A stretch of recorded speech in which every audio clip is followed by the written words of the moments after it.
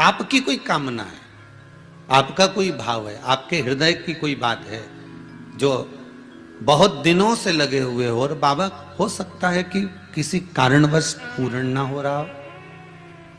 कई लोग कह भी देते हैं गुरुदेव, कोई कोई कहते हैं, अब जैसे आज कोई कह रही थी बच्ची कि मैंने शिव महापुराण में पशुपति व्रत सुना और उसको करा, उसका लाभ मुझे मिला। मेरे पति ने भी करा, उसका भी लाभ मुझे मिला। पर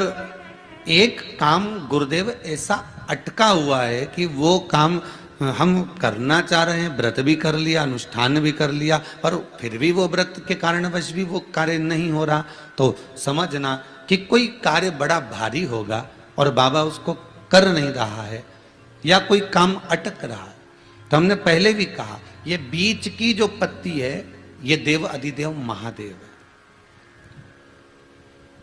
ये ब्रह्मा, ये विष्णु है। इन दोनों पत्ती के मिलन से लेकर इस पत्ती के बीच की जो डंडी है, ये नीचे की डंडी का वर्णन नहीं कर रहे हैं, इन दोनों पत्तियों के बीच में जो डंडी है बची हुई, जो तीनों के बीच में एक डंडी का जो भाव है, ये माता जगतजननी जगदम्बा माता पार्वती है। इस डंडी के नीचे का जितना भाग है ये 33 कोटि देवताओं को दर्शाता है। बेलपत्री के नीचे पिछले वर्ष की श्रावण की कथा यदि आप निकालेंगे और उसको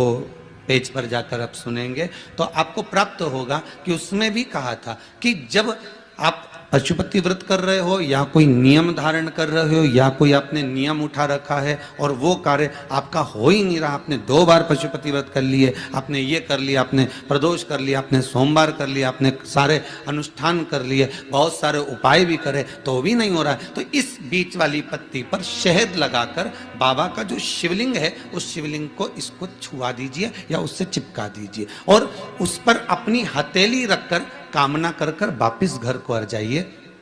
बाबा आपकी वो मुराद शीघ्र 3 महीने के अंदर पूरा कर ही देता है। ये पक्का।